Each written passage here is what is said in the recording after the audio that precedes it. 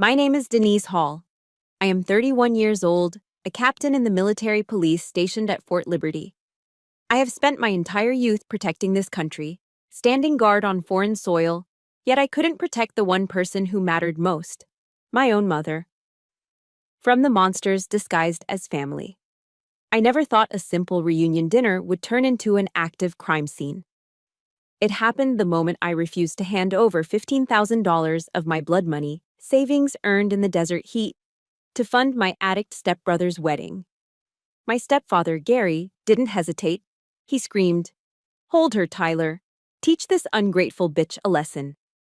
I felt the wind of a heavy glass ashtray sailing past my face, slicing the skin above my eyebrow. Blood trickled into my eye, blurring my vision, but I saw him clearly. Tyler, the brother I used to carry on my hip when we were kids. He lunged at me, fist cocked high, growling like a feral animal. In the corner, my mother, Linda, just curled into a ball, her hands clamped over her mouth to stifle a sob. They thought a lone woman would crumble. They thought they had me cornered. But they forgot one fatal detail. I had just come off shift, and my standard issue Axon body cam was still blinking green. Let me know what state you are listening from in the comments and hit that subscribe button right now if you believe that when a family becomes a battlefield, love needs to be replaced by martial law. The suspension of my old Ford F-150 groaned as I pulled into the driveway of the house on the outskirts of Fayetteville, North Carolina. It was a humid evening, the kind that makes your uniform stick to your back. I cut the engine, but I didn't get out immediately. I just sat there, gripping the steering wheel until my knuckles turned white, staring at the house I grew up in. They had painted the siding a cheerful shade of blue, trying to mask the rot inside. But I knew better. The air around this place always felt heavy, like the pressure before a thunderstorm that never breaks. My heart was hammering a frantic rhythm against my ribs, a stark contrast to the calm exterior I was trained to maintain. My hand drifted up, fingers brushing the cold metal of the captain's bars pinned to my chest. It was a grounding technique. I am Captain Denise Hall, I told myself. I command respect. In my head, the voice of Jocko Willink, whose podcast got me through my toughest deployments, echoed, "Calm is contagious." "Breathe, Denise," I whispered. "No shortcuts. Just discipline." I grabbed my duffel bag and stepped out. I was still in my fatigues, boots laced tight. I hadn't even had time to change after a 12-hour shift dealing with a domestic dispute on base. The irony wasn't lost on me. As I opened the front door, the smell hit me first. It wasn't the smell of home cooking. It was the stale, sour stench of cheap beer and cigarette smoke that had settled into the drywall over 2 decades. "Look who finally decided to grace us with her presence," a voice boomed from the living room. Gary, my stepfather. He didn't get up. He was sprawled in his recliner, feet propped up on the coffee table, a half-empty can of beer dangling from his hand. Next to him sat Tyler, my 26-year-old stepbrother, mirroring his father's posture. They were watching a football game, the volume turned up loud enough to rattle the windows. Neither of them looked at me. In the kitchen, my mother, Linda, was hunched over the stove. She looked smaller than I remembered, her shoulders curved inward as if she were trying to disappear. She was serving dinner like a maid, terrified of making a sound. "Hi, Mom," I said softly, stepping into the kitchen. She flinched, then turned with a weak, watery smile. "Oh, Denise, you're here. Sit, sit. The pot roast is ready." We moved to the dining table. It was a tense affair. The only sound was the scraping of silverware and the wet smacking noises Gary made as he chewed. The pot roast was cold, the gravy congealed into a greasy film on the plate. It tasted like the atmosphere in the room, loveless and heavy. Gary wiped grease from his chin with the back of his hand and finally looked at me. His eyes didn't meet mine. They drifted to my uniform, narrowing with disdain. "Still wearing that G.I. Joe costume, huh?" Gary sneered, stabbing a piece of carrot. "You think that makes you special? You think you're some kind of hero?" I kept my eyes on my plate, slicing my meat with surgical precision. "It's my job, Gary. I came straight from work." "Work?" Tyler scoffed, his mouth full. Writing tickets for speeding on base isn't real work, Denise. You're basically a mall cop with a better costume. At least I have a job, Tyler, I shot back, my voice level. How's the job hunt going? Or are you still finding yourself on Gary's couch? Tyler slammed his fork down. I'm an entrepreneur, okay? I have prospects. And besides, I'm busy planning the wedding. It's going to be at the Hilton downtown. Top tier, classy. I almost choked. Tyler had been unemployed for 2 years. He couldn't afford a burger at McDonald's, let alone a wedding at the Hilton. That sounds expensive, I said, glancing at Mom. She was staring intently at her soup bowl, refusing to look up. That was the signal. I knew it. This wasn't a dinner. It was an ambush. Gary cleared his throat, the sound like gravel grinding together. He finished his beer and crushed the can in his hand, setting it on the table with a definitive clack. Speaking of the wedding, Gary started, his tone shifting from mocking to demanding. We ran the numbers. We're a little short. How short? I asked, though I already knew I wouldn't like the answer. 15,000, Gary said. He said it casually, like he was asking to borrow $5 for gas. I know you just got that deployment bonus from your little trip to the sandbox. Go to the bank tomorrow, draw it out, give it to your brother. The room went dead silent. The audacity stole the breath from my lungs. That money wasn't just a bonus. It was hazard pay. It was months of sleeping in a tent, missing birthdays, dodging IEDs, and living in a constant state of hypervigilance. That money was my down payment for a small house, my escape plan. I looked at my mother. Mom, did you know about this? She trembled. Denise, honey, it's for family. Tyler needs a good start. I can't do that, Gary, I said, my voice firm. That money is my savings. I'm buying a house next month. Gary's face turned a deep shade of purple. He slammed his fist onto the table, making the silverware jump. Your money, he roared, spittle flying across the table. Your money is this family's money. Who put a roof over your head when your deadbeat father died? Me. I raised you, I fed you, and now you're going to nickel and dime me? You selfish, ungrateful wretch. I've paid my way since I was 18. I stood up, my chair scraping loudly against the floor. I send Mom money every month. I'm not financing a party for Tyler. It's not a party, it's my wedding, Tyler yelled, jumping up. He was swaying slightly. I could smell the bourbon on him from across the table. You've always been jealous of me. You think you're better than us because you went to college and joined the army. You're just a jealous bitch. Watch your mouth, Tyler, I warned, my command voice slipping out. Gary stood up slowly, his eyes cold and predatory. He looked at Tyler and nodded toward me. She needs to learn respect, Gary hissed. Teach your sister a lesson, son. Show her who runs this house. It happened in slow motion. Tyler, fueled by liquid courage and his father's toxic permission, lunged across the corner of the table. He grabbed the collar of my uniform, bunching the fabric in his fist. Give me the money, he screamed, raising his right hand to slap me. A move he had used on girlfriends before, a move he used to use on me when we were teenagers. But I wasn't a teenager anymore, and I wasn't a victim. My training took over instantly. No thought, just reaction. As his hand came down, I stepped inside his guard. My left forearm blocked his strike, deflecting it harmlessly.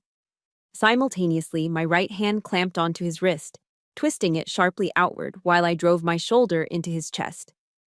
It was a standard MP takedown maneuver. Leverage over strength. Tyler yelped as his balance vanished.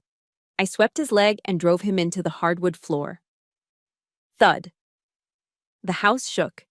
Tyler hit the ground hard, the air rushing out of his lungs in a wheeze. I held his arm in a lock against his back, pinning him down with my knee. Stay down, I ordered. Do not move.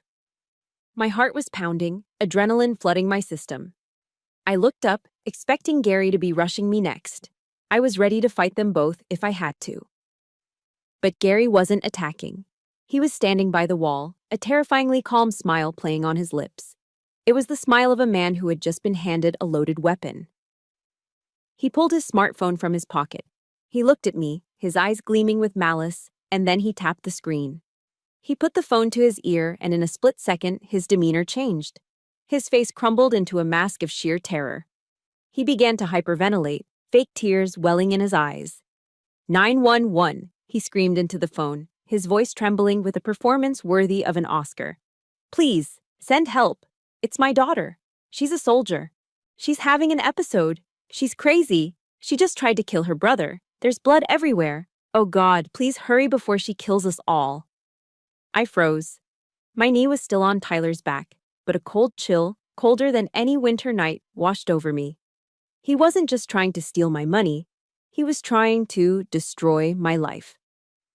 The wail of sirens cut through the heavy air of the living room like a knife. Red and blue lights strobed against the drawn curtains, painting the room in a chaotic rhythm. It was in that exact moment, as heavy boots crunched on the gravel driveway, that I witnessed a terrifying transformation.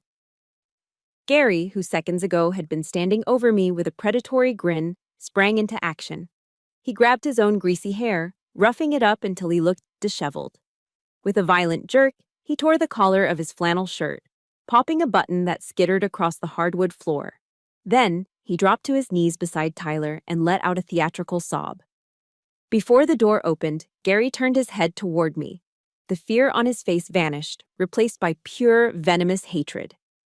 "You're dead, you little bitch," he hissed. "I'm going to take your rank. I'm going to take your job. I'm going to make sure you rot in a cell." Then, the mask slammed back into place. "Officer, thank God!" Gary screamed as the door burst open, his voice cracking with fake hysteria. He cradled Tyler's head like a grieving father. "Help us. My daughter. She's snapped. She's got PTSD. She's trying to kill us." Two police officers from the Fayetteville PD stormed in. Officer Ruiz, the lead, had his hand hovering over his taser. "Police, let me see your hands. Everyone stay where you are," Ruiz barked. His eyes landed on me immediately. I didn't flinch. My training kicked in. I snapped to attention, my back rigid, and raised my hands slowly to shoulder height, palms open. My face was a mask of absolute neutrality. "I am unarmed, officer," I stated calmly. "I am complying." The contrast was jarring. Me, a military police captain, standing perfectly still in uniform. Gary, disheveled, weeping, smelling of stale beer. And Tyler, curled on the floor, moaning for the audience. And Mom, huddled in the corner, hands over her ears, sobbing quietly in utter defeat. "She attacked him," Gary wailed, pointing at Tyler's bleeding nose. "She came in demanding money for drugs. When I said no, she went crazy. Look at my boy."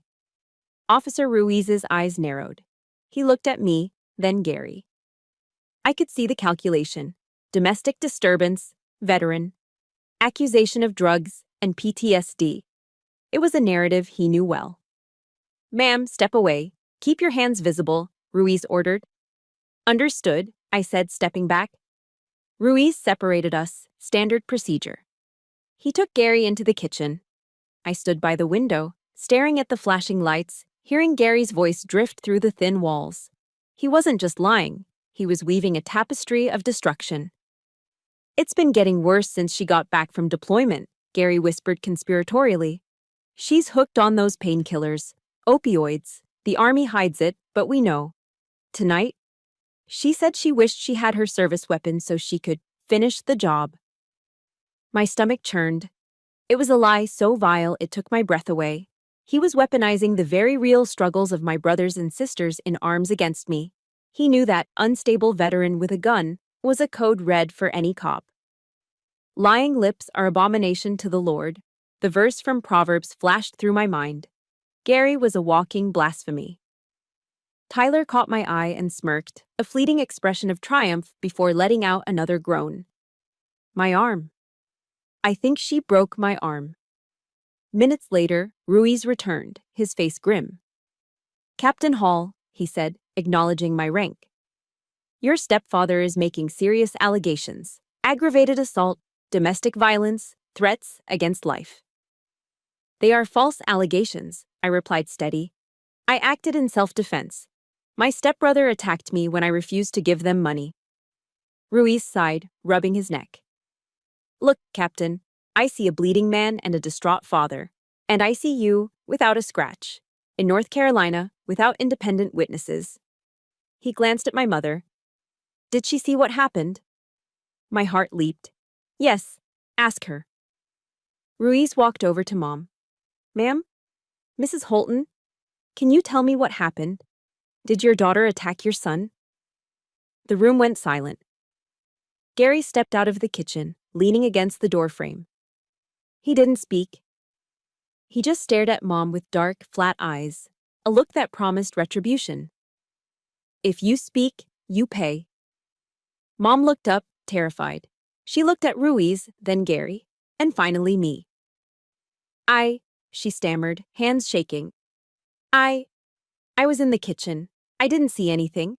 I just heard yelling. My heart shattered. She was so broken by that monster she couldn't even defend her own child. She chose survival over truth. Ruiz walked back to me. Captain Hall, it's a he said, she said. I can't arrest you without evidence. But your stepfather wants to press charges. He's demanding a report. I understand, I said, feeling a cold numbness. Pressing charges meant an investigation. My commanding officer would be notified. My security clearance, my career. Everything was hanging by a thread. I'm writing this as a domestic disturbance for now, Ruiz said. But I suggest you leave the premises immediately. I will leave. Gary stood behind Ruiz. As the officer turned away, Gary looked at me. He mouthed 4 words. I told you so. I didn't scream. I didn't lunge. That's what he wanted, for me to lose control and prove his lie true. Instead, I grabbed my duffel bag and walked out. The humid night air felt cleaner than the air inside. As I walked to my truck, despair threatened to pull me under. The injustice burned like acid. I had served my country, done everything right.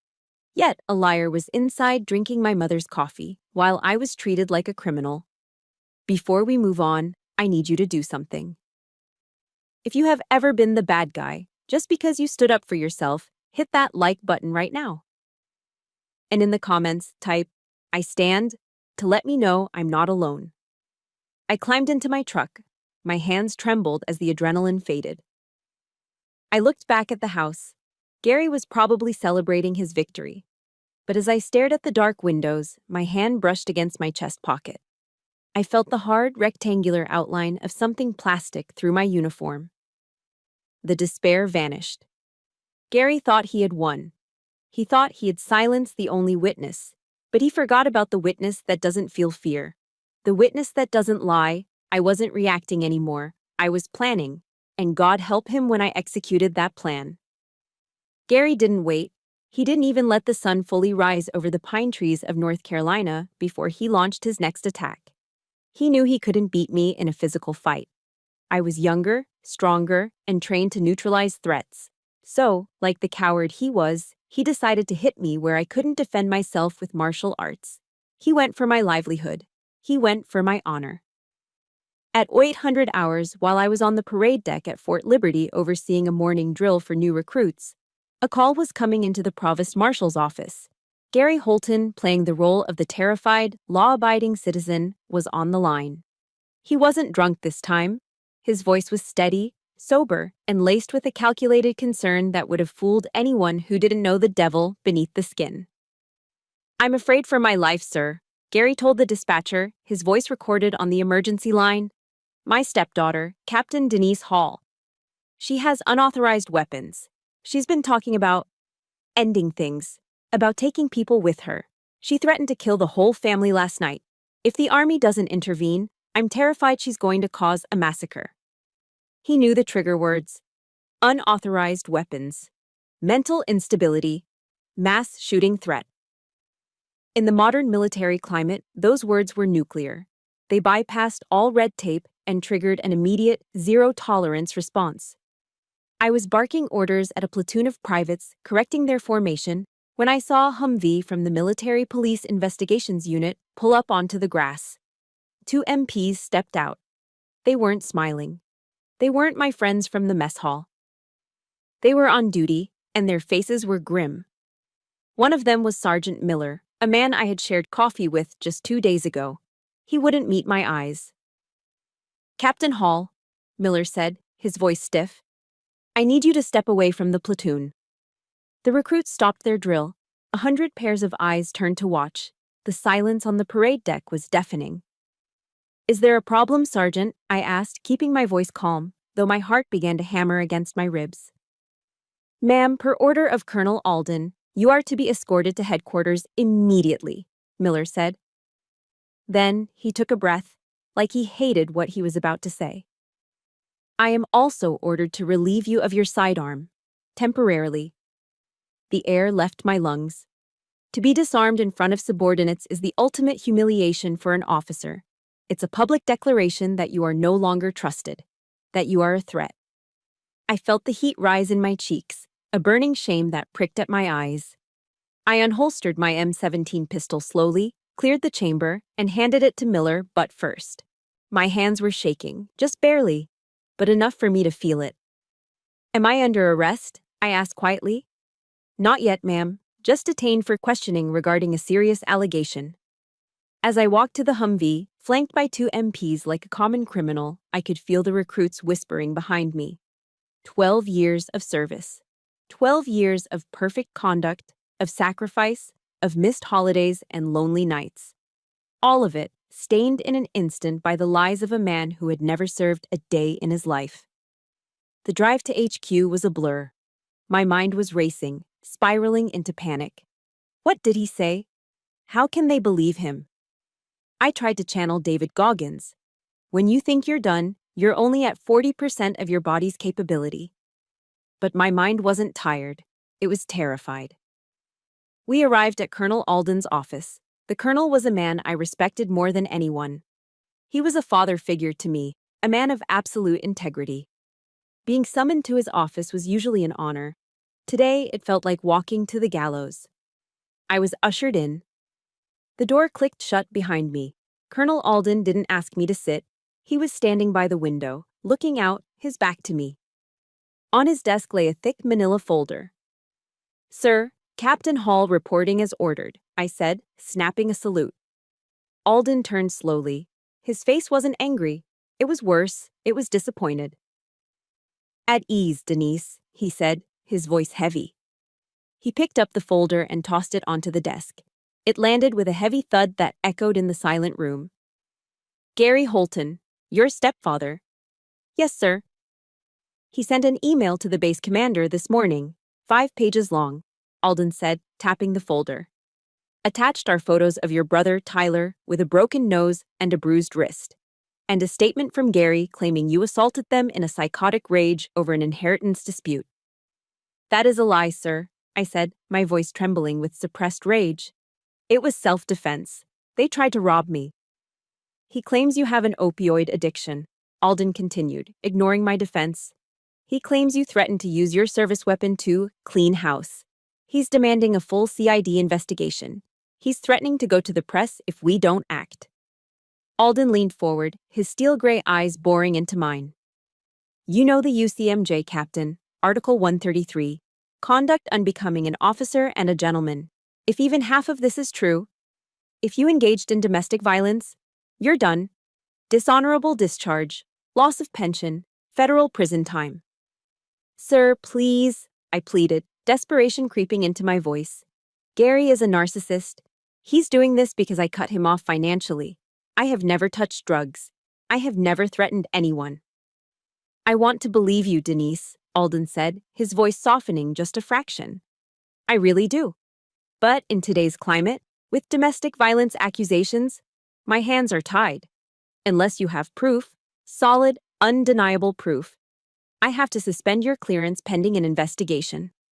The room spun. Suspended clearance. That was the death knell. Even if I was cleared months later, the stigma would never leave. My career was over. I thought about my pension, the money I used to pay for Mom's insulin. I thought about the health insurance that covered her. I thought about the house I was supposed to buy next month. Gary had calculated this perfectly. He knew that without the army, I was nothing. He wanted to break me, to strip me of my identity, to make me crawl back to him just like Mom did. He wanted to turn me into a failure so he could control me. I felt a wave of nausea. The walls of the office seemed to be closing in. I was trapped. I was alone. I was going to lose everything because a drunkard decided to ruin me. Think, the inner voice screamed. You are a soldier. Think. What do I have? My word against his? No good. Mom's testimony. She's too scared. My clean record? Irrelevant against a DV charge. I looked down at my uniform. The same uniform Gary had mocked last night. The uniform I had worn straight from work to that hellish dinner. Wait. My hand twitched. I felt a phantom pressure against my chest. Last night. I hadn't changed. I had driven straight there. I remembered unclipping the heavy battery pack of my body cam when I got to the car. But I didn't leave it at the station. I had been in a rush. I had shoved the SD card into my pocket to upload later, per protocol for sensitive domestic disputes. My hand moved slowly, almost involuntarily, to my left breast pocket. My fingers brushed against the Velcro flap. I felt it. A small, hard square of plastic. Cold, sharp-edged. The world stopped spinning. The noise in my head went silent. I looked up at Colonel Alden. The fear in my chest evaporated, replaced by a cold, burning clarity. Gary had made one mistake. He thought I was just a daughter. He forgot I was a cop, and cops collect evidence. Sir, I said, my voice no longer trembling. You said you need proof? Alden looked at me, confused by the sudden change in my demeanor. Yes, proof. I undid the Velcro on my pocket. The sound, reap, was loud in the quiet office. I reached in and pulled out the small black memory card. I held it up between two fingers like a holy relic. I forgot to turn it off, I whispered, a ghost of a smile touching my lips. It's all here, sir. Every word. Every lie. The silence in Colonel Alden's office was thick enough to choke on. He was staring at the small black SD card I held between my fingers, his expression unreadable. To him, it was just a piece of plastic. To me, it was my life. You said you forgot to turn it off? Alden asked, his voice skeptical but curious. Yes, sir, I replied, keeping my hand steady. Per your new directive regarding officer safety during commutes, I kept my Axon unit active until I reached a secure location. When I arrived at my mother's house, I was distracted by the immediate hostility. I never powered it down. I stepped forward and placed the card on the glass surface of his mahogany desk. It made a tiny click sound. This is the raw footage, sir. Unedited, encrypted, time-stamped. It will show you exactly who the aggressor was. Alden looked at the card, then at me. He let out a long, heavy sigh, the kind that comes from a man who has seen too much deception in his career. He reached for the card. If this is what you say it is, Captain, he muttered, inserting it into a card reader connected to his secure terminal. Then Gary Holton is about to have a very bad day. He turned the large monitor on his desk so I could see it too. He clicked the file. The screen went black for a second, then burst into life with the grainy, wide-angle view of my body cam. 8/14 2023. 18:42 hours. The audio kicked in immediately, crystal clear high-definition sound. Give me the money. Tyler's voice filled the office, slurred and aggressive. On the screen, his face was distorted with rage, his fist raised high. The camera jerked as I flinched back. Stay back, Tyler. Stop! My voice on the recording was loud, authoritative. I wasn't screaming in panic. I was issuing commands. Rules of engagement followed. Then came the scuffle. The camera angle tilted wildly as I blocked his strike. The sickening thud of Tyler hitting the floor echoed through the speakers. Stay down. Do not move. Alden leaned forward, his eyes glued to the screen. He watched as I pinned Tyler. But then, the camera stabilized. It was pointing directly across the room, directly at Gary.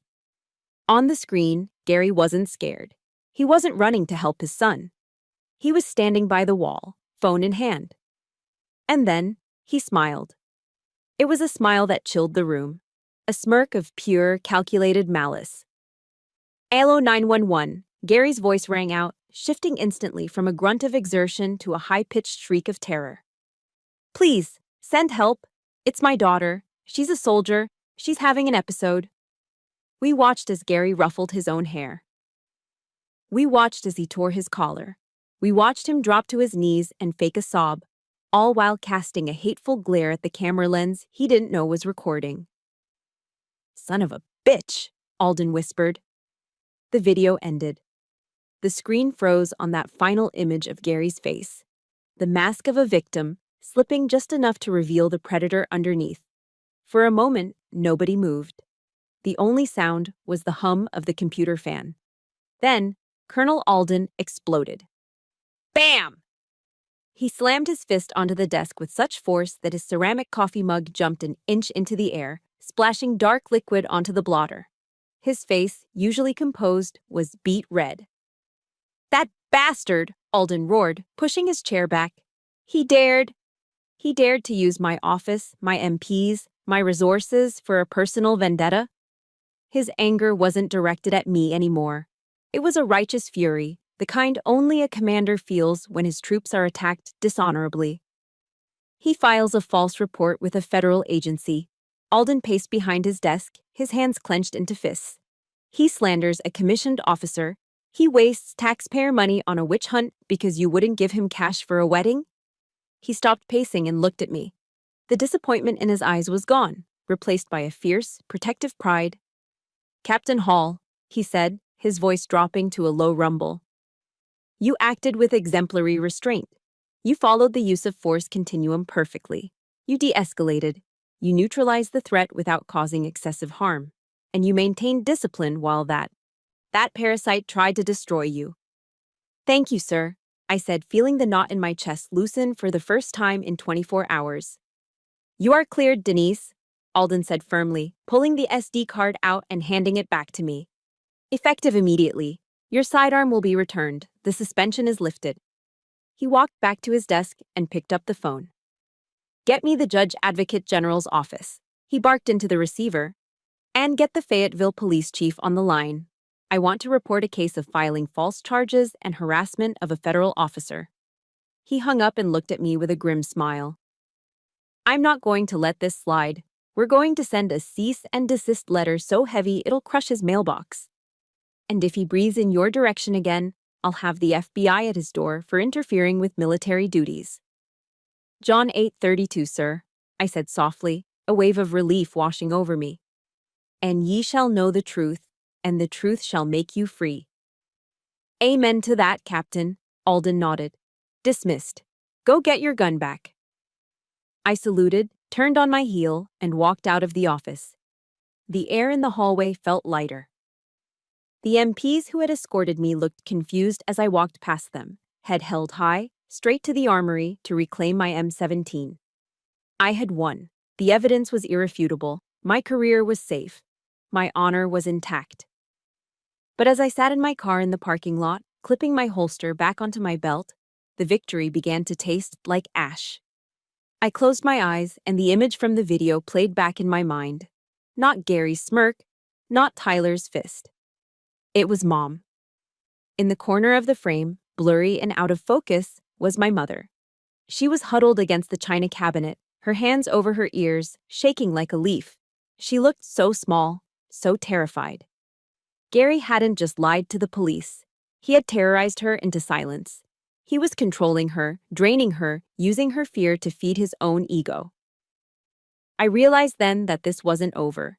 Clearing my name was just the first battle. The war was still raging inside that house. Gary wasn't just a liar. He was a parasite. A tick burrowed deep into the skin of my family, sucking the life out of the host until there was nothing left. And you don't negotiate with a parasite. You don't reason with it. You burn it out. I started the engine of my truck. I wasn't going back to the barracks. I had a new mission now. If Gary wanted to play dirty with money, I was going to find out exactly where the money was going. I pulled out my phone and dialed the number of an old friend in banking. It was time to follow the paper trail. The opportunity came 2 days later. Gary, in his infinite arrogance, had taken Tyler for a tuxedo fitting. He wanted his son to look like royalty for a wedding he couldn't afford. And of course, he was paying for it with credit cards that were likely already maxed out. I watched from down the street in my rental car as Gary's truck pulled away. As soon as they turned the corner, I drove up the driveway. The house felt different when they weren't there. It wasn't angry. It was just sad, cold. I used my key to let myself in. The air conditioning was off to save money, yet the house felt freezing. I found Mom at the kitchen table. She wasn't cooking or cleaning. She was just sitting there, staring at a pile of envelopes. Some were unopened, others were torn open, their contents spilling out like confetti of doom. Final notice, past due, collection agency. Mom, I said softly. She jumped, her hand flying to her chest. Denise, you shouldn't be here. If Gary comes back... He's gone for at least 2 hours, I said, pulling out a chair and sitting opposite her. We need to talk, right now. She looked away, her fingers nervously picking at the edge of a utility bill. About what? There's nothing to talk about. Mom, look at this table. I gestured to the sea of red ink. I need to see the bank accounts. I need to see the savings. Dad's 401k that he left you. Where is it? It's fine, she whispered, her voice trembling. Gary handles the finances. He says he's investing. He says the market is down right now, but it'll bounce back. He says we're going to double our money soon. Investing, I repeated, skepticism dripping from my voice. Mom, Gary hasn't held a steady job in 5 years. What is he investing in? Crypto, she mumbled, and some sports tech company. My stomach dropped. It was the classic script of a financial predator. Open the laptop, Mom, I ordered, my tone leaving no room for argument. Log into the joint account, now. She hesitated, tears welling up in her eyes. He'll be so mad if he finds out. He tried to have me arrested, Mom, I snapped, slamming my hand on the table. He tried to ruin my life. I don't care if he gets mad. Open the damn computer. She flinched, then slowly pulled Gary's laptop toward her. Her hands shook as she typed in the password. Tyler, born, 1 son. Of course. The banking portal loaded. I spun the laptop around so I could see. I didn't just gasp. I felt the blood drain from my face. The screen was a crime scene. The checking account balance, $412. 10. Overdrawn. The savings account, $5. 4. But the real horror was the transaction history. It scrolled down like a litany of sins. BetMGM, 5 noins. BetMGM, 200. BetMGM, $1,000. Gary wasn't investing in tech. He was gambling. Thousands of dollars, gone in seconds on a sports betting app. Then, there were the others. Joe's Liquor Warehouse, 145. The Platinum Club, 300. A strip club downtown. Venmo to Tyler Holton, 500. Venmo to Tyler Holton, 500. Venmo to Tyler Holton, 500. Mom, I whispered, pointing at the screen. He's not investing. He's burning your money. He's giving it to Tyler. He's spending it on strippers and booze. Mom stared at the screen, blinking rapidly as if trying to make the words change. No, that can't be right, he said. And where is Dad's 401k? I clicked on the retirement tab. The page refreshed. Total balance, 0.0 Status, closed. Full withdrawal executed 06/12/2022. It's gone, I said, my voice hollow. All of it, $80,000. Gone. Mom made a sound like a wounded animal, a low keen that vibrated in her chest. My retirement. That was for my care home. That was for... Wait, I said, spotting a notification in the email inbox open in the other tab. The subject line read, Urgent, Reverse Mortgage Default Warning. I clicked it. My heart stopped. Dear Mr. and Mrs. Holton, this is a final notification regarding the reverse mortgage taken out on the property of 124 Oak Street. Due to failure to pay property taxes and insurance as stipulated in the agreement, the loan is in default. Foreclosure proceedings will begin in 30 days unless the balance of $12,000 is paid immediately. Mom, I looked at her, horror washing over me. Did you sign papers for a reverse mortgage? What? No, she cried. I never signed anything. Gary brought some papers home a year ago, but I said no.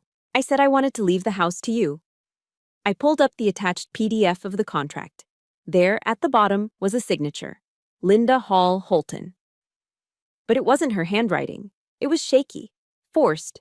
It was a forgery. He forged your signature, I said, the realization hitting me like a physical blow. He took out a reverse mortgage. He took the equity out of the house. Probably spent that too.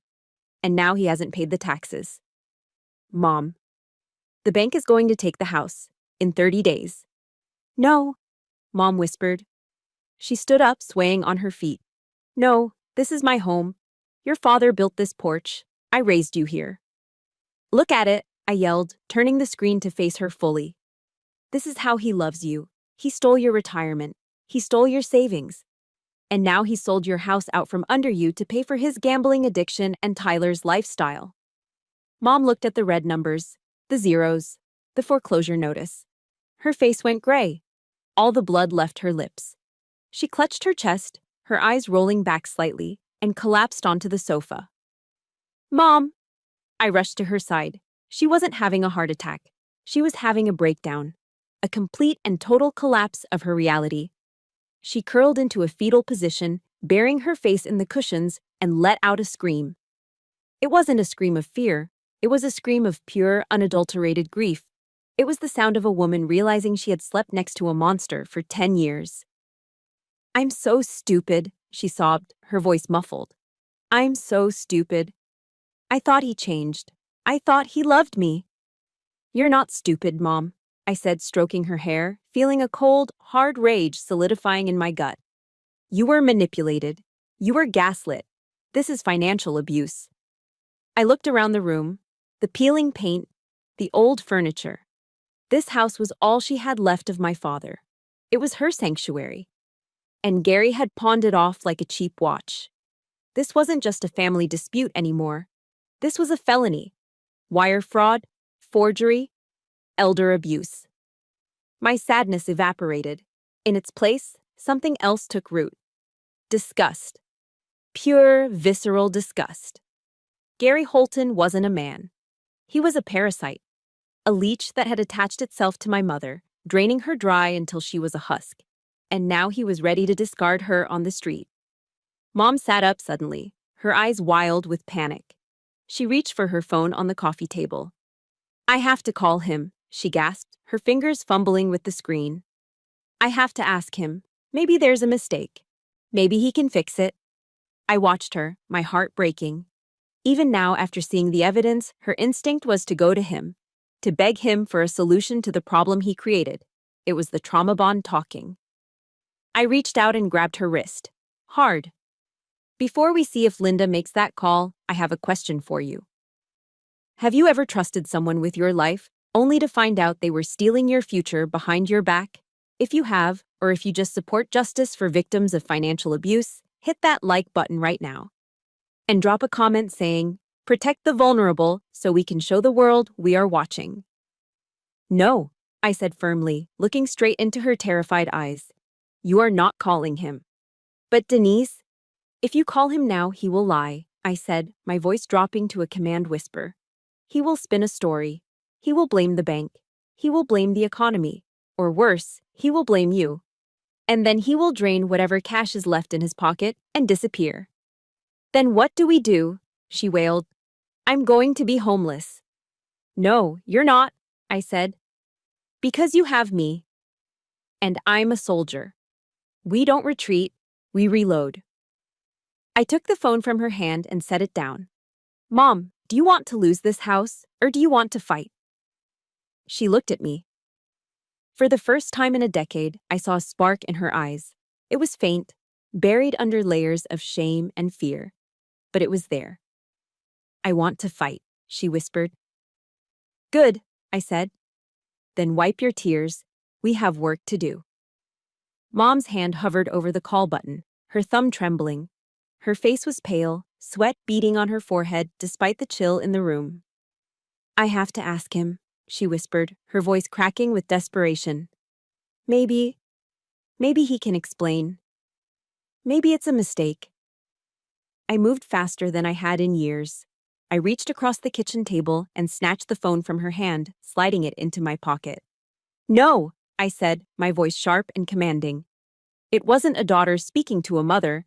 It was a soldier speaking to a civilian who was about to walk into a minefield. Give it back, she cried, reaching for me. He's my husband. I need to talk to him. I grabbed her shoulders, my fingers digging into the soft fabric of her cardigan. I forced her to look at me. Her eyes were wild, dilated with panic, the classic look of a victim in the thrall of a trauma bond. Mom, listen to me, I said, keeping my voice steady but intense. Gary is not your husband right now. He is a hostile threat.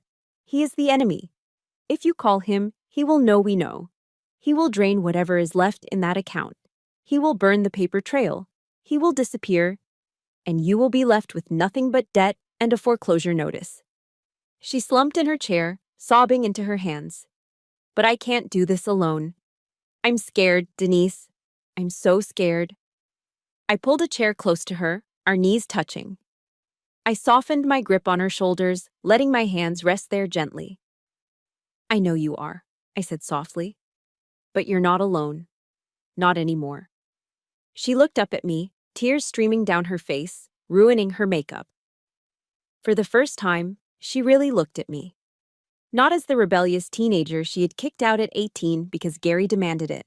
Not as the difficult daughter who refused to lend money. She looked at me and saw the woman I'd become.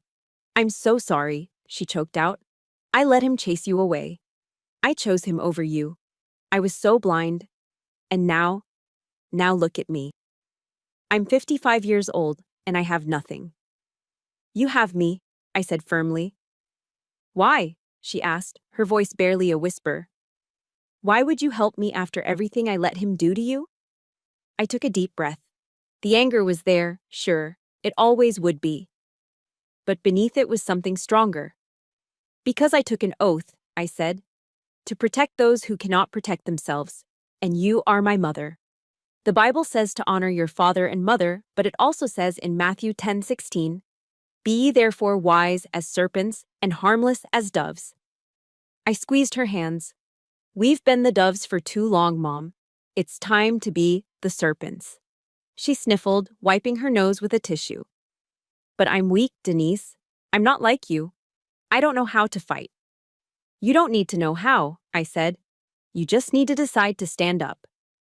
I thought of Mel Robbins, the motivational speaker whose videos played in the background of my barracks. There is a truth you need to hear, Mom. No one is coming to save you. Gary isn't coming to save you. The bank isn't coming to save you. You have to save yourself. She looked at me, the words sinking in. The harsh reality of it seemed to slap her sober. But, I added, a small smile touching my lips, saving yourself doesn't mean you can't have a weapon. And right now, I am your weapon. Mom took a shuddering breath. She sat up a little straighter. She looked around the kitchen, at the peeling wallpaper, at the empty fridge, at the pile of unpaid bills. I don't want to lose my home, she said, her voice gaining a hint of steel. He took my retirement. He took my dignity. He's not taking my house. That's the spirit, I said.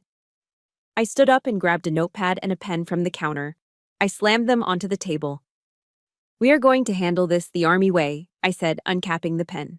Strategy and discipline, no emotions, just execution.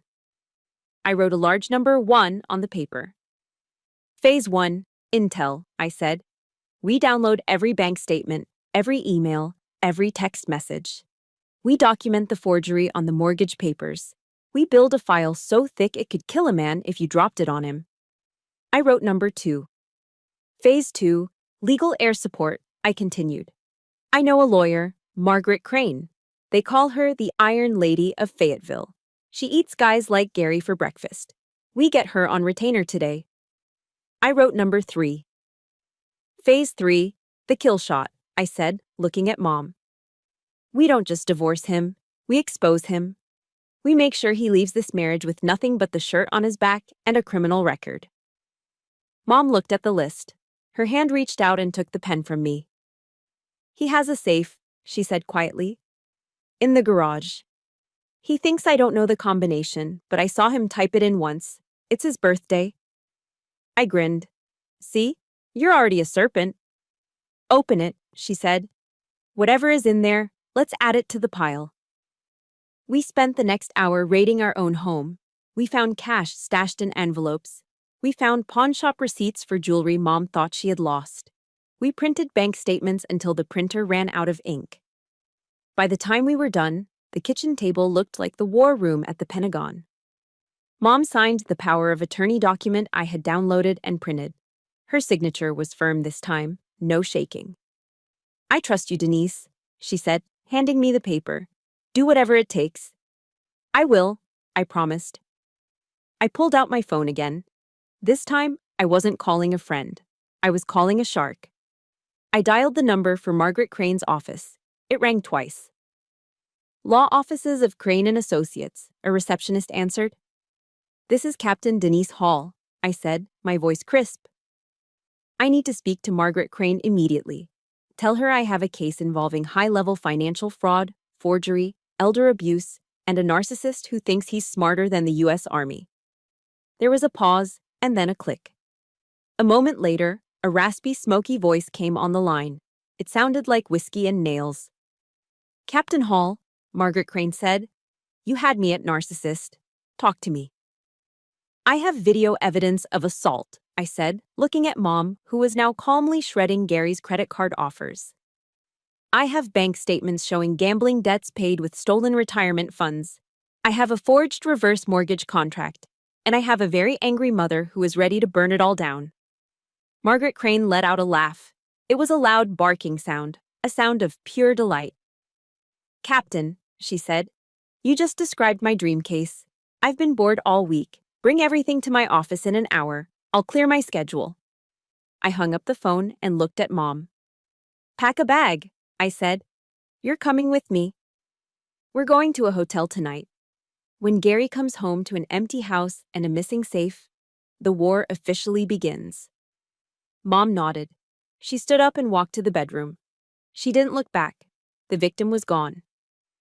The survivor had taken her place, and Gary Holton had no idea what was coming for him. The week leading up to the wedding was a masterclass in psychological warfare. But for the first time in our lives, Mom and I were the ones holding the trigger. Gary and Tyler thought they had won. They mistook our silence for submission. They interpreted Mom's quiet nodding as defeat. When Gary demanded Mom iron his shirt for the rehearsal dinner, she did it without a word. When Tyler bragged about the honeymoon suite he had booked on a credit card that was technically already defaulted, I just smiled and said, "That sounds lovely, Tyler." They ate it up. Their egos were so inflated they couldn't see the trapdoor opening beneath their feet. On the morning of the rehearsal dinner, Gary cornered me in the hallway. He smelled of Old Spice and arrogance. "You've been quiet lately," he sneered, clapping a heavy hand on my shoulder. "Good. Shows you're learning your place. Tonight is important. Sarah's family are snobs. Doctors, lawyers, that type. Don't embarrass me. Don't talk about your job. Just smile and look pretty." I looked at his hand on my shoulder, fighting the urge to snap his wrist. Instead, I looked him in the eye and gave him the most genuine smile I could muster. "Don't worry, Gary," I said sweetly. "Tonight is going to be unforgettable. I promise." He grunted, satisfied, and walked away. He didn't know that my silence wasn't surrender. It was the sound of a cannon being loaded. Back at my off-base apartment, I wasn't getting ready. I was working. My laptop hummed on the kitchen counter, surrounded by empty coffee cups. I wasn't cleaning a weapon or polishing my boots. I was building a bomb. But this bomb was made of pixels and PDF files. I had spent 3 nights scanning every single document Mom and I had unearthed. The bank statements with the negative balances, the forged reverse mortgage contract with the shaky signature, the text messages Gary had sent me over the years, calling me worthless, threatening to kill my dog, threatening to ruin my career.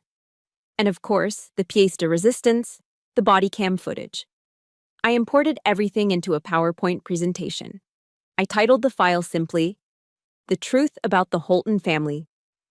I edited it like a documentary. Slide 1. The lie, Gary's claims of wealth. Slide 2. The theft, Mom's empty 401k. Slide 3. The fraud, the mortgage. Slide 4. The violence, the video. It was brutal. It was undeniable.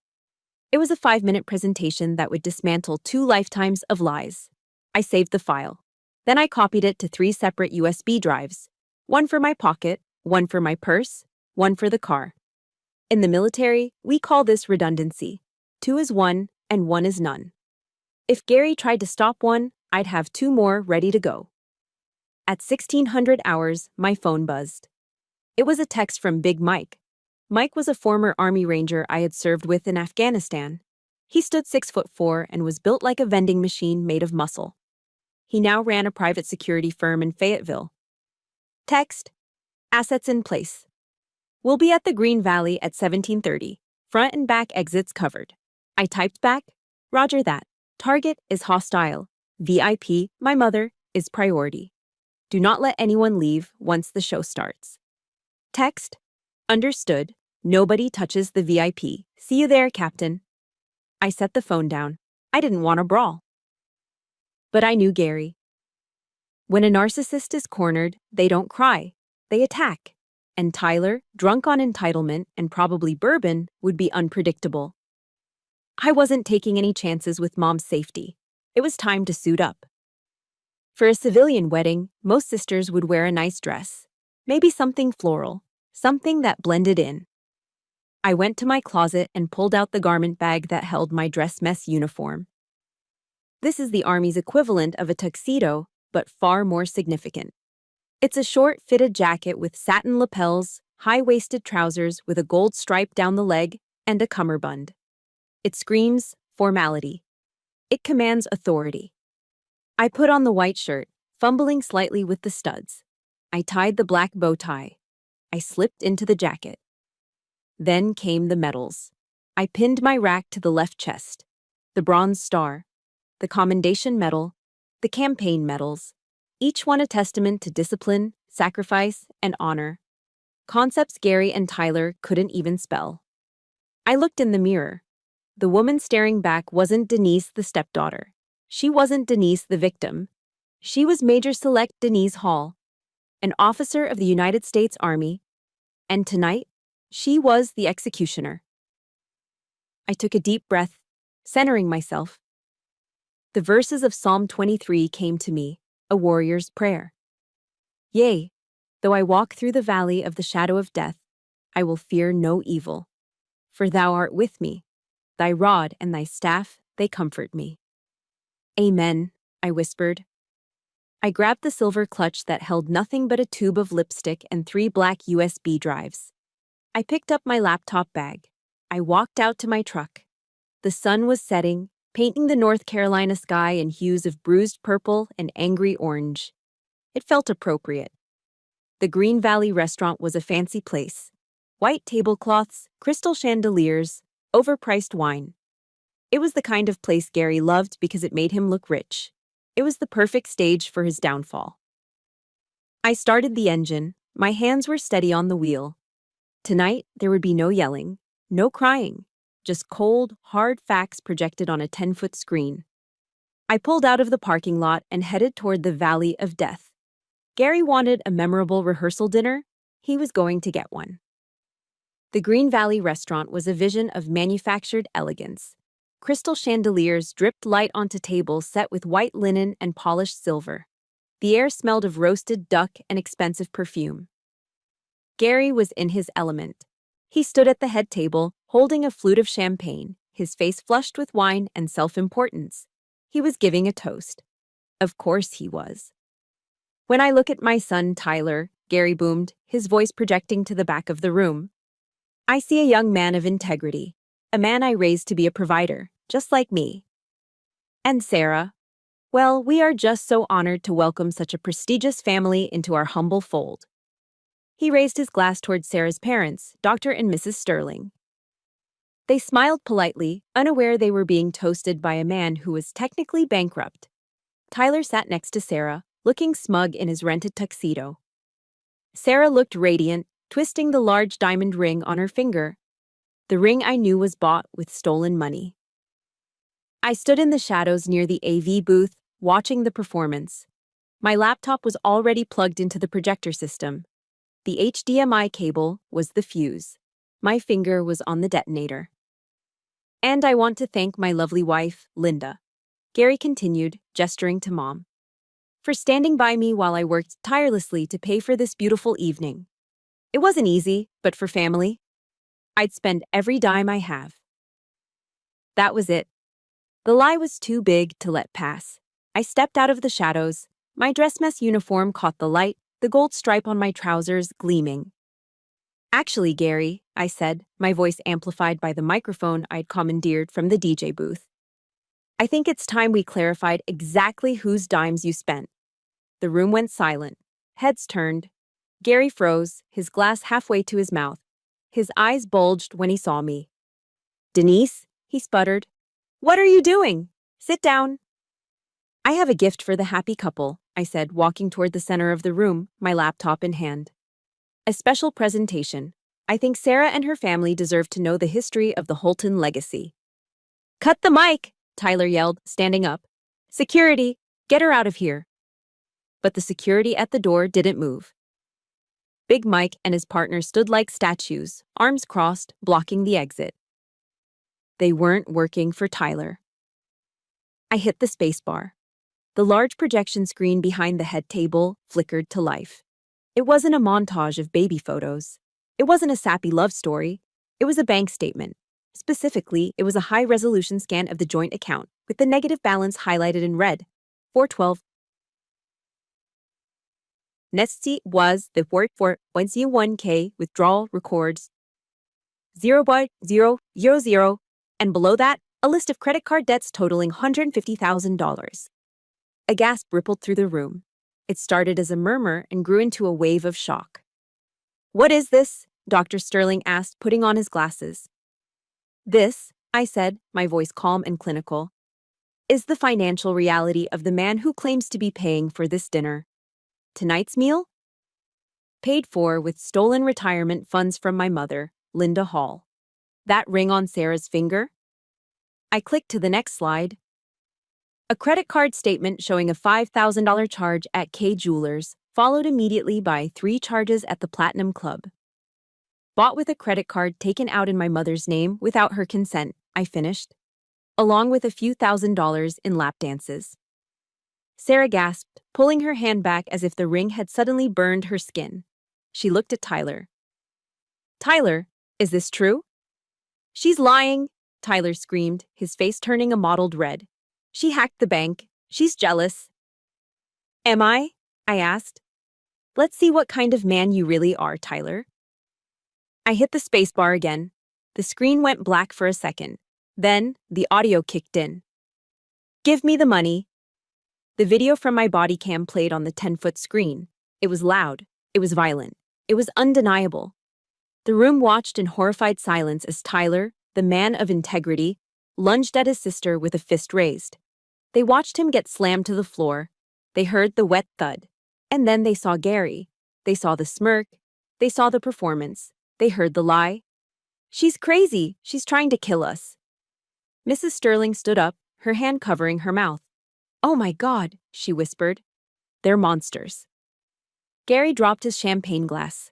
It shattered on the floor, the sound sharp and final. Turn it off, Gary roared. He looked like a madman, veins bulging in his neck. Turn it off right now, you ungrateful bitch. I'll kill you. He charged. He abandoned all pretense of being a gentleman. He jumped off the dais and sprinted toward me, his hands reaching for the laptop, or maybe my throat. The room screamed. But he never reached me. From the shadows, Big Mike stepped forward. He moved with surprising speed for a man of his size. He didn't tackle Gary. He simply stepped into his path and braced himself. Gary slammed into Big Mike like a bird hitting a windshield. Oof! The impact stopped Gary dead in his tracks. He bounced off Mike's chest and stumbled back, wheezing. Mike didn't even flinch. He just looked down at Gary with the impassive stare of a man who had guarded generals in war zones.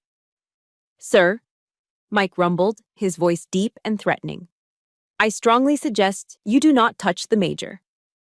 Gary looked at Mike, then at me, then at the crowd. He realized for the first time that he had lost control of the narrative.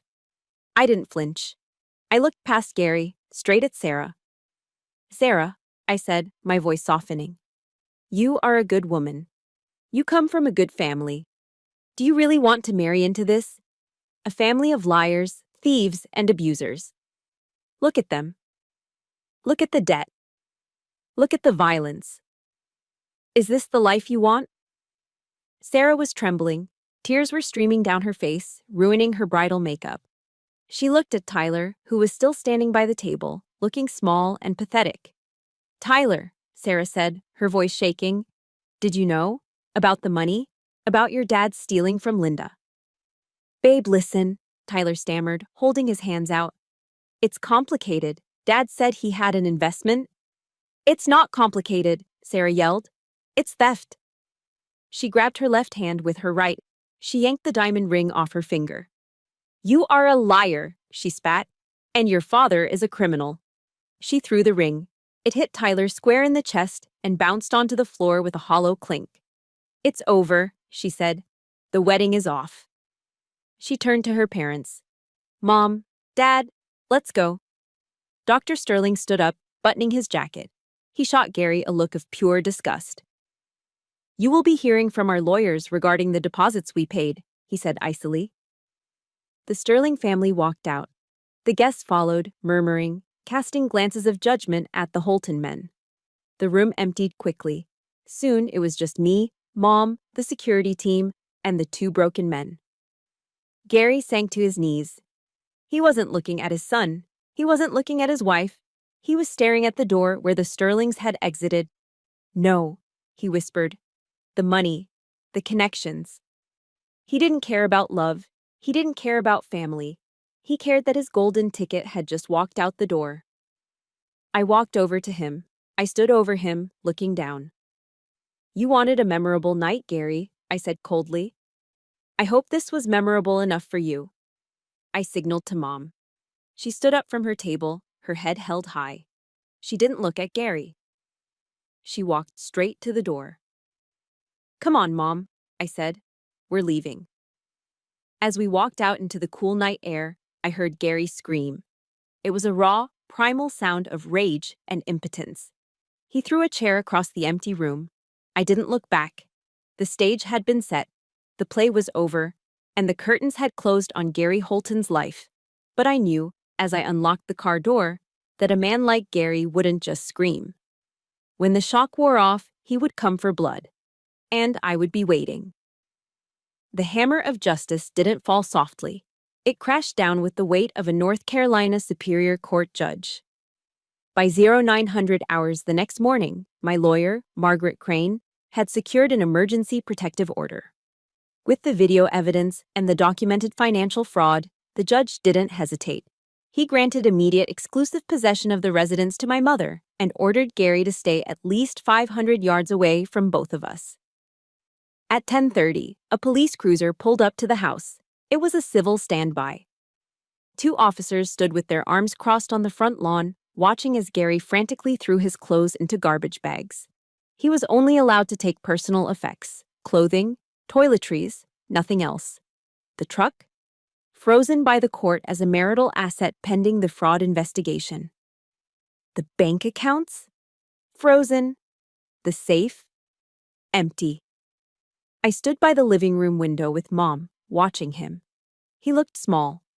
Without his bluster, without his ability to terrorize, he was just a middle-aged man in stained sweatpants, dragging trash bags to a taxi because he didn't even have a car anymore.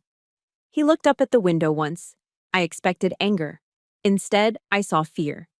He knew for the first time in his life that he was truly alone. As the taxi drove away, Mom let out a breath she seemed to have been holding for 10 years. He's gone, she whispered. He's really gone. Yes, I said, squeezing her shoulder. And he's never coming back. The air in the house felt different, lighter. For the first time, the sunlight streaming through the window didn't feel like an intruder. It felt like a guest. But the fallout wasn't over. Tyler was the next domino to fall.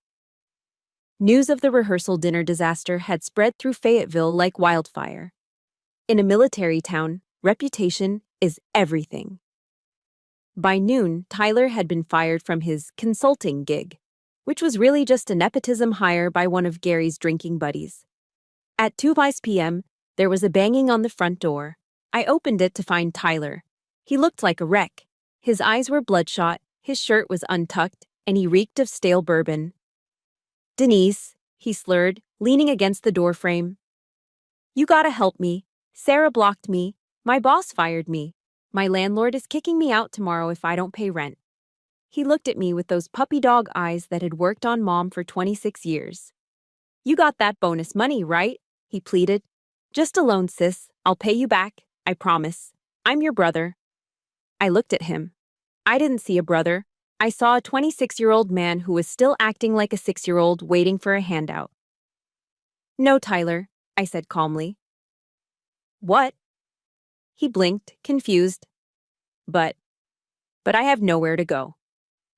"Then figure it out," I said. "You wanted to be a big shot? You wanted to be the golden child? Well, welcome to the real world. In the real world, you don't get bailed out when you assault people and steal from your mother." "You're heartless," he spat. "No," I said, stepping back to close the door. "I'm teaching you the only lesson Gary never did. It's called accountability." I slammed the door in his face. I locked the deadbolt. That night, the police scanner app on my phone chirped. DUI crash on Skibo Road. Suspect identified as Tyler Holton. Hit a utility pole. He was alive, but he was in custody. He wouldn't be bothering us for a while. One down, one to go. I knew Gary wouldn't fade away quietly. Narcissists don't accept defeat, they seek revenge. So, I prepared. I spent the next week turning Mom's house into a fortress. I installed motion sensor floodlights. I upgraded the alarm system. And I waited. It happened 7 days later. It was 2:01 a.m. on a Tuesday. A moonless, humid night. I was sleeping on the couch in the living room, fully dressed, my expandable baton resting on the coffee table.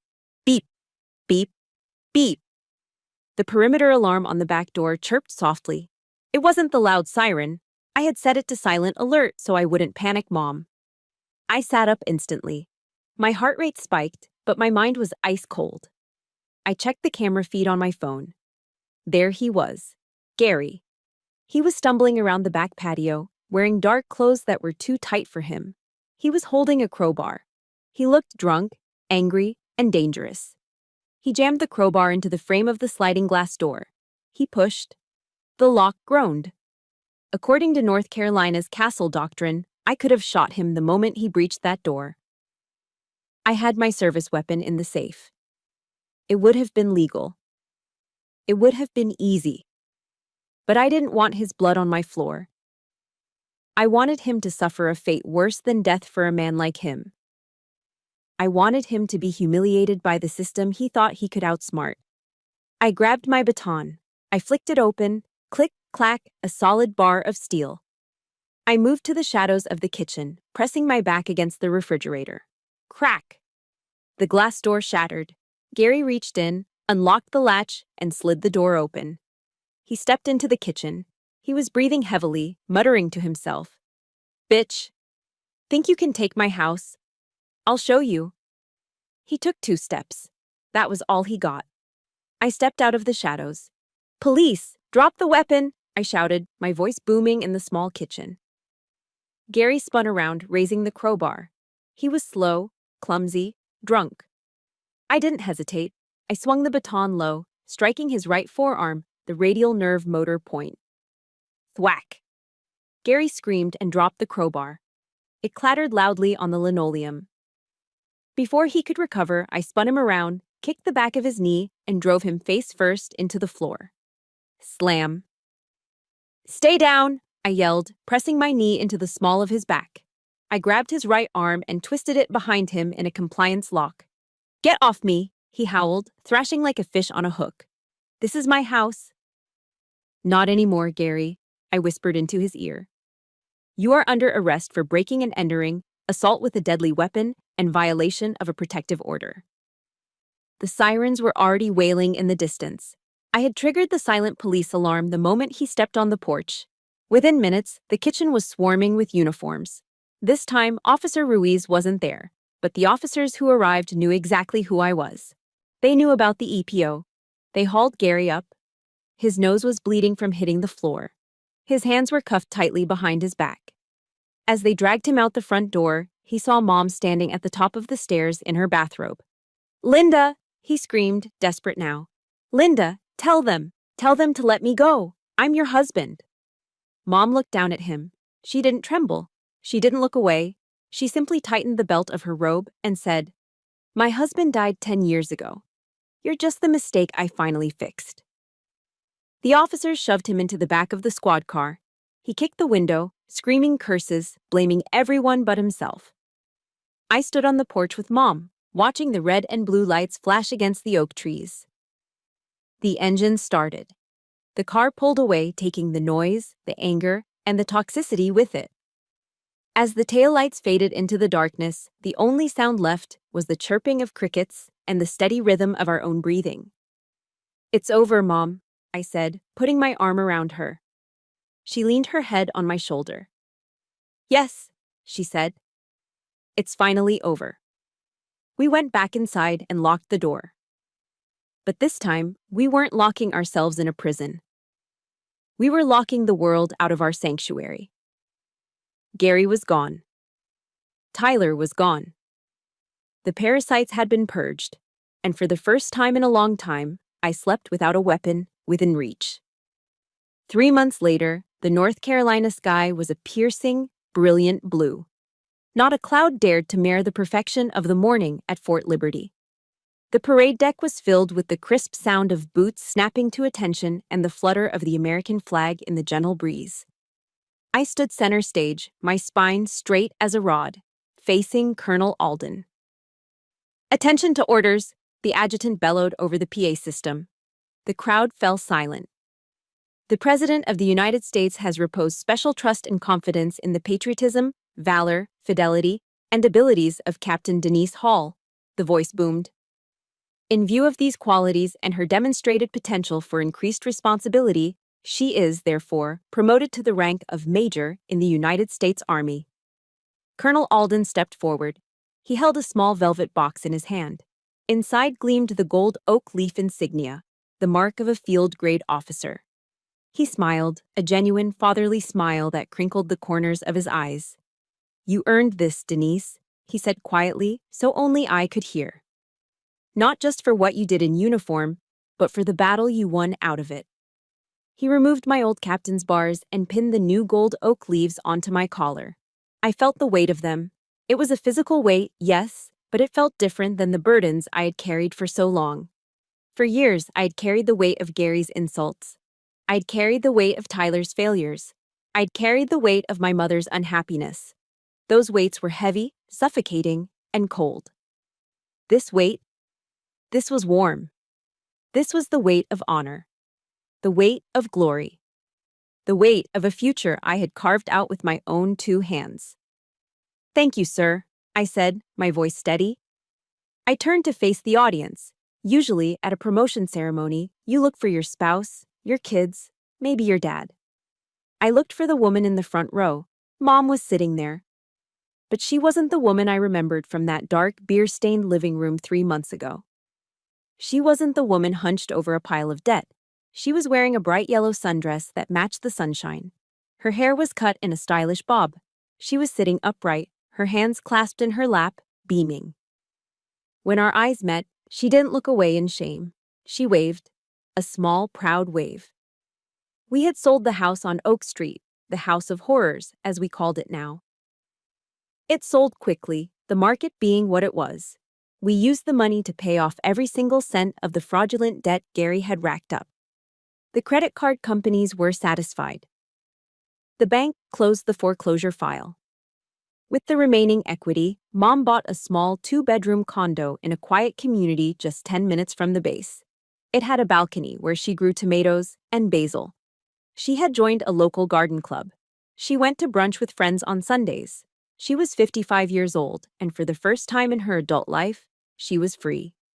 Seeing her smile, that was my real promotion. That was the medal I would wear on my heart forever. After the ceremony, the crowd dispersed for refreshments, but I had one last duty. A platoon of new military police graduates was waiting in formation. They were young, fresh-faced, eager to serve. They looked at me with awe, seeing the gold oak leaves, seeing the bronze star. I walked up to them. "At ease," I commanded. They relaxed their stance, but their eyes stayed glued to me. "You are all entering a profession of arms," I began, my voice carrying across the grass without a microphone. "You have been trained to shoot. You have been trained to fight. You have been trained to identify the enemy." I paused, looking at a young female private in the front row. She reminded me of myself at 20. "But I am here to tell you that the enemy isn't always wearing a different uniform," I said. "The enemy isn't always on a battlefield thousands of miles away. Sometimes the enemy is hiding in the places you trust the most. Sometimes the enemy shares your last name." A few of them blinked, surprised by the raw honesty. "Your strength," I placed my hand over my heart, tapping the fabric of my uniform, "does not come from the weapon on your hip. It comes from here. It comes from the discipline to say no when it's easier to say yes. It comes from the courage to protect the vulnerable, even if it breaks your heart to do it." I looked at them, channeling every ounce of conviction I had. Never let anyone, not a partner, not a parent, not a sibling, compromise your integrity. You are guardians of justice. Start by guarding your own souls. "Hooah!" the platoon roared in unison. "Dismissed," I said. I walked away toward the parking lot. The sun was beginning to dip, painting the sky in streaks of gold and violet. I got into my new car, a sensible sedan, fully paid for. I rolled down the windows as I drove off base, letting the warm Carolina breeze whip through my hair. I thought about Gary. He was currently sitting in a cell at the Cumberland County Detention Center, awaiting trial. His lawyer had tried to get him bail, but with no fixed address and a history of flight risk, the judge denied it. I thought about Tyler. He was in court-ordered rehab as part of his DUI plea deal. Maybe he would get clean, maybe he wouldn't. But that wasn't my burden to carry anymore. I drove past the sign that said, "Welcome to Fayetteville." I wasn't angry anymore. The rage that had fueled me for months had burned itself out, leaving behind a clean, quiet landscape. I was Denise Hall, Major, daughter, protector. I had fought in deserts. I had fought in cities. But the hardest war I ever fought was the one inside my own living room. And I had won. I looked in the rearview mirror. Behind me, flying high above the base entrance, the American flag snapped proudly in the wind. Old Glory. It had survived storms, wars, and time. Just like me. I smiled, turned up the radio, and drove home to have dinner with my mother. This is Major Denise Hall, signing off. Thank you for listening to my story. If you believe that family is about loyalty and love, not just blood, please hit that subscribe button. Share this story with someone who might need to hear it. And remember, you are stronger than you think. Stand your ground.